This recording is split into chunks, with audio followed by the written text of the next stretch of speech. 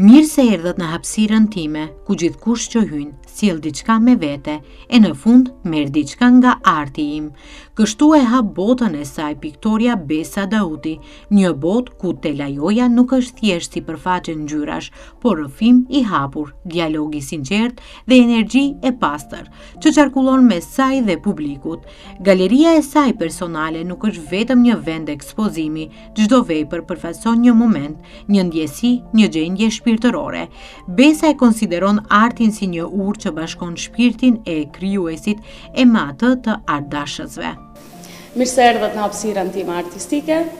Çdo njeri që hyn këtu sjell diçka me vete, por edhe kur dalin nga galeria ime, do me thonë marrin diçka nga arti im. Dhe kjo është që më frymëzon çdo herë nga artdashësit, njerëzit, çdo kush që lëviz këtu në hapësirën time. Kjo galeri është një hapësirë shumë personale dhe çdo vepër këtu përfaqëson një energji pozitive, çdo një kujtim, një ndjenjë dhe disa momente të veçanta që unë ndaj me publikun. Dhe nuk është thjesht një ekspozim pikturash, por një rrëfim i hapur për publikun. Bukuria dhe kaosi janë frymëzuesit e saj më të mëdhenj në momente të ndryshme, gjithë secila prej këtyre ndjenjave del në sipërfaqe dhe hidhet në pikturë, jo për të imponuar një ndjenjë, por për ta ndarë atë me të gjithë. Ajo ndërthur abstraktën, figurativën dhe minimalizmin, duke lënë hapësirë që secili ta gjejë veten në pikturat e saj. Frymëzimin e gjej tek jeta e përditshme, tek ajo si ndjehesh, por ndonjëherë edhe tek kaosi.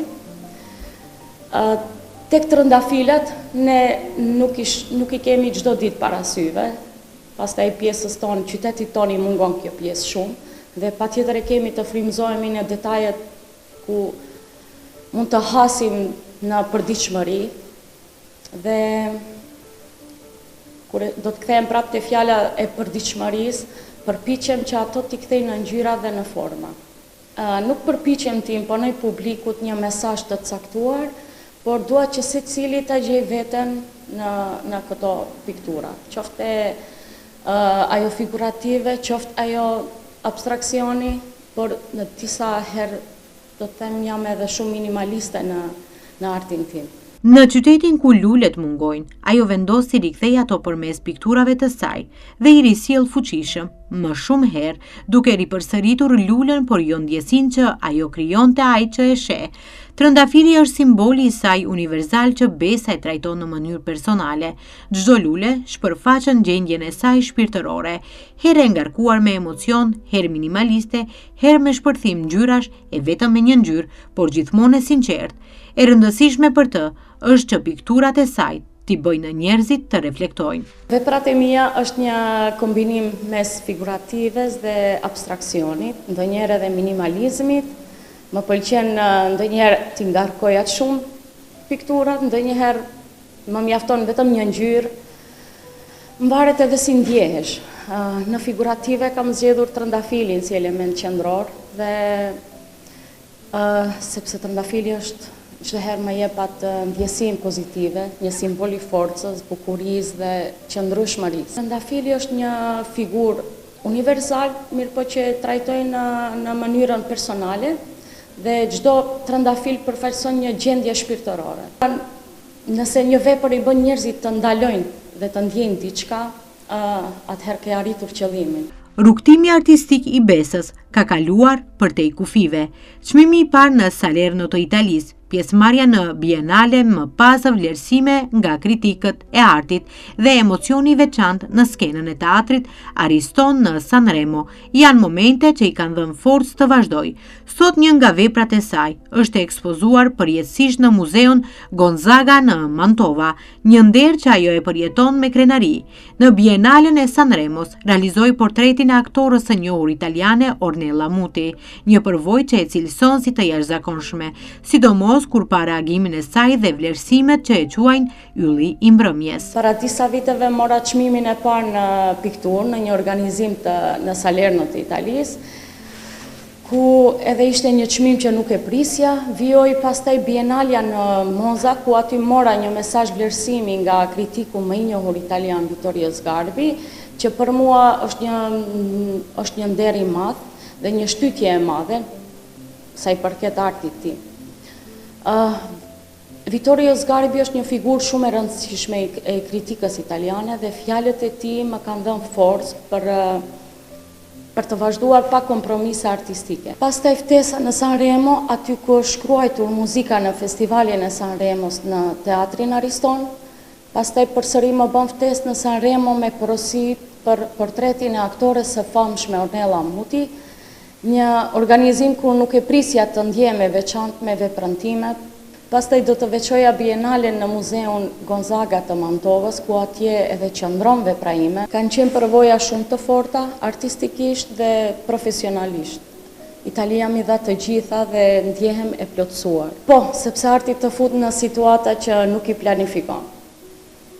Çmimet nuk janë qëllimi kryesor, por janë një dëshmi që puna dhe këmbgulja vlerësohen në nivel ndërkombëtar.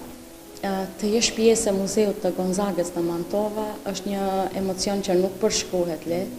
Mantova është një qytet me histori të thellë artistike dhe muzikore dhe të mendosh që një vepër e imja do të qëndroj aty e përjetshme për vizitorët e ardhshëm, më bën të ndihem e lidhur me këtë trashëgimi dhe njëkohësisht pjesë e saj.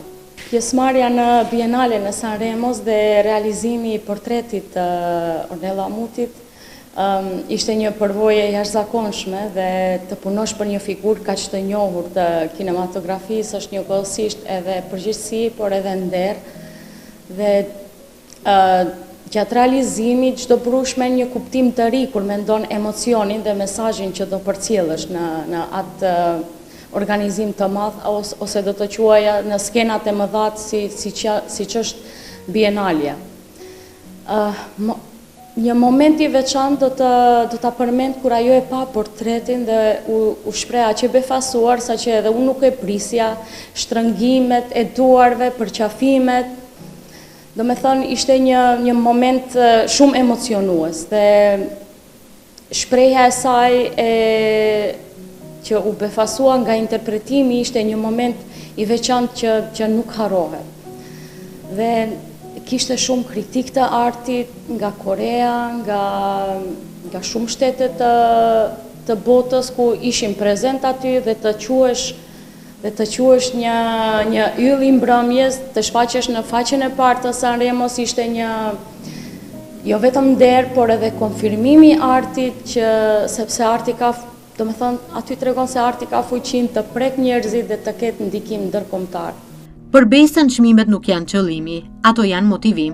Pas çdo suksesi, ajo i kthehet sërish te lajos, njësoj me përullësi dhe këmbgulje, dhe me një qëllim në mendje, të prekën ndjenjet e publikut të saj dhe padyshim të vlerësohet nga kritika. Publiku është shumë i rëndësishëm sepse veprat marrin jetë kur komunikojnë me dikë tjetër. Reagimet e tyre, heshtja janë pjesë e dialogut artistik. Unë vazhdoj të krijoj, të eksploroj tema të reja, sepse puna ime është edhe për tek kësaj galerie. Jashtë kam pasur mundësinë të prezantohem në skena ku arti gjykohet për atë që është dhe jo për emrin apo prejardhjen. Afirmimi për mua është një proces dhe jo titull. Pas çdo arritje kthehem në studio dhe pikturat nuk e din që kam fituar çmim apo mesazhe vlerësimi. Dhe kjo është pjesa më e bukur e artit, puna vazhdon njësoj.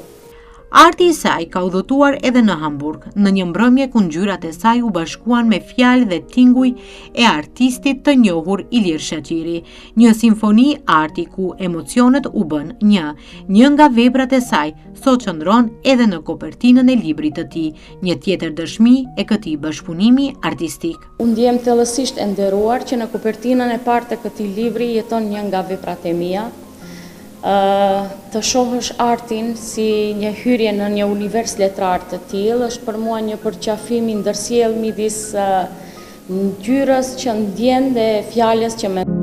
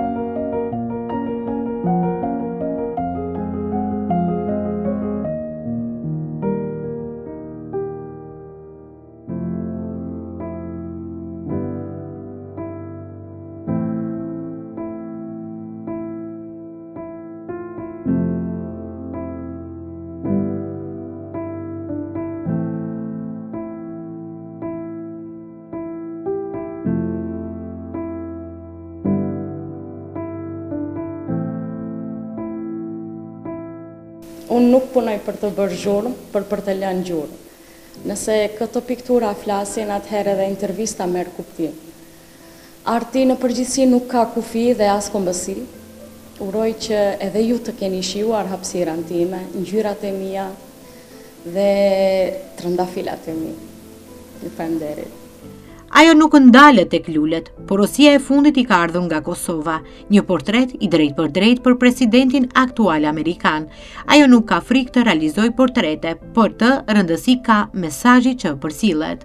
Po, porosia e fundit erdhi nga Kosova dhe ishte portreti Donald Trumpit, i realizuar për të përcjell drejt për drejt në duart e tij. Ishte një përgjegjësi e madhe, por jo frikë, se shpesh herë kam hasur të më thonë a ke frikë nga realizimi i portretit dhe si do pritet, mirë po kjo gjatë realizimit nuk ke frikë, por është një përgjegjësi goxha e madhe, por më lejo të tregoj një moment ku teksa punoja portretin e Donald Trumpit, një mik më tha mos e bëj shumë realist, sepse do duket politik. Dhe i thash mos u shqetëso se po bëj portret, nuk po bëj fushat. Qeshëm aty, por aty e kuptova se ndërlikuar është arti kur takohet me pushtetin. Çdo portret e trajtoj me të njëjtin respekt, pavarësisht emrit që ke përballë dhe që pikturon. Qoftë portrete të përditshme apo portrete që janë pakës më të ndërlikuara për të përcjellë. Nëse një pikturë i flet dikujt pa pasur nevojë për shpjegim, atëherë arti ka bërë punën e vet dhe kjo mua më çliron nga të gjitha shqetësimet që mund t'i ketë. Mesazhi i saj për të rinjt është i thjeshtë, të mos ndjekin trendet sepse arti, sipas saj, është e vetmja gjë që buron nga shpirti, dhe ajo e ka treguar më së miri se puna që nuk bën zhurmë, por lë gjurmë, gjithmonë të sjell jo vetëm satisfaksion, por edhe vlerësime. Të mos ndjekin trendet por zërin e tyre, arti i vërtet lind nga këmbgulja, jo nga nxitimi. Fakti që kam nevojë të punoj shumë, të krijoj, kjo është gjëja më e sinqertë që një artist mund ta ketë. Nëse një vepër i flet dikujt, pa pasur nevojë për shpjegim, atëherë arti ka bërë punën e vet dhe kjo është më e rëndësishme për piktorën nga Tetova. Besa Dauti vazhdon të jetë mirënjohëse për mundësitë që jeta i ka vënë përpara e të cilat ajo po i shfrytëzon me mjaft sukses, duke shpërfaqur talentin e saj, sepse për një artiste privilegji më i madh është të vazhdojë të pikturojë dhe të ndjejë se ngjyrat që ajo hedh në telajo do të jetojnë përtej saj.